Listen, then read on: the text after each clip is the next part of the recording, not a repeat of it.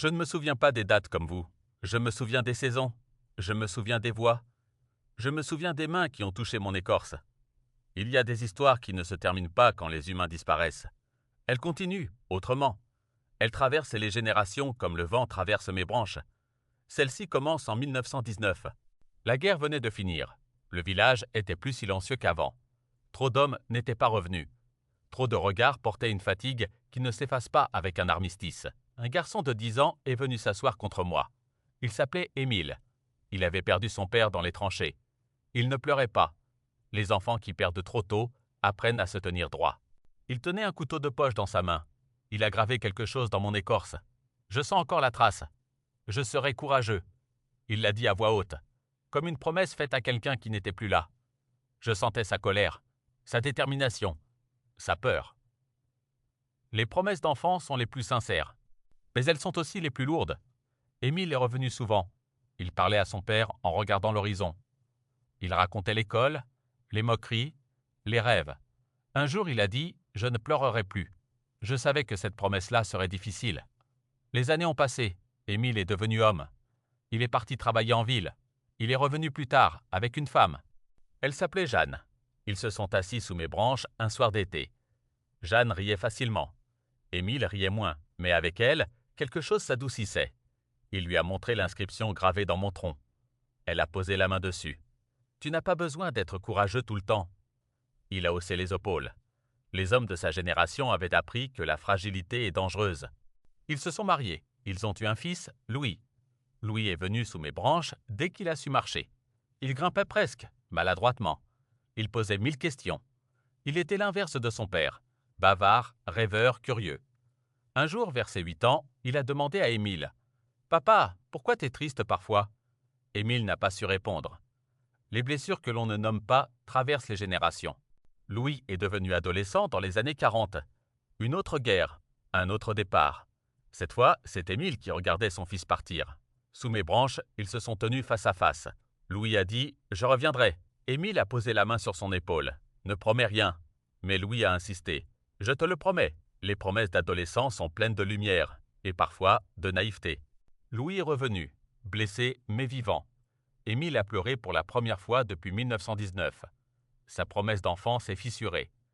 Il a compris que le courage n'est pas l'absence de larmes. C'est le fait de continuer malgré elles. Les années ont encore passé. Louis est devenu père à son tour. Sa fille s'appelait Madeleine. Elle venait lire sous mes branches. Toujours le même endroit. Toujours la même lumière d'après-midi. Elle rêvait d'ailleurs. Elle voulait quitter le village. Un soir, elle a gravé à son tour quelque chose dans mon écorce. Je partirai. Les promesses changent avec le temps. Madeleine est partie. Paris, les études, le bruit. Elle a réussi. Carrière, appartement, vie rapide. Elle revenait rarement, mais quand elle revenait, elle venait me voir. Elle posait la main sur les anciennes gravures. Je serai courageux. Je reviendrai. Je partirai. 3 promesses, 3 époques, 3 manières d'affronter la vie.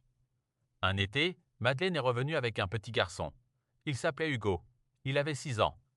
Il courait autour de moi comme s'il avait toujours connu cet endroit. « C'est l'arbre de la famille ?» a-t-il demandé.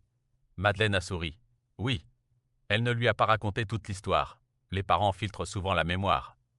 Mais Hugo a senti quelque chose. Les enfants sentent. Un jour d'automne, bien des années plus tard, Madeleine est revenue seule, plus lente, plus fatiguée. Elle s'est assise longtemps. Elle a parlé doucement. « Je crois que je n'ai pas tout réussi.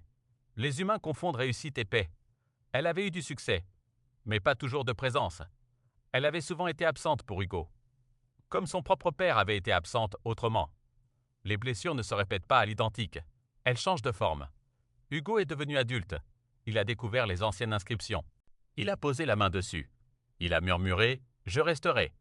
Pas pour renoncer à ses rêves, mais pour être présent, pour ne pas courir si loin qu'il en oublie ceux qui restent. Il a construit sa maison non loin d'ici. Il a amené son propre fils. Un soir, 4 générations étaient représentées dans mes racines. Des promesses différentes, des chemins différents, et pourtant le même lieu. Je suis resté là pendant tout ce temps, immobile, mais témoin. Les humains pensent que le temps efface tout. Il ne fait que transformer. Les promesses ne disparaissent pas, elles évoluent. Émile voulait être courageux. Louis voulait revenir. Madeleine voulait partir. Hugo voulait rester. 4 réponses à la même question. Comment vivre? Je ne donne pas de solution. Je garde les traces. Je garde les gravures. Je garde les larmes et les rires mêlés. Et je continue d'attendre. Car d'autres enfants viendront. D'autres mains toucheront mon écorce. D'autres promesses seront murmurées sous mes branches. Demain, je vous raconterai peut-être celles qui se gravent en ce moment même. Car tant que je serai debout, je garderai mémoire de ce que vous oubliez.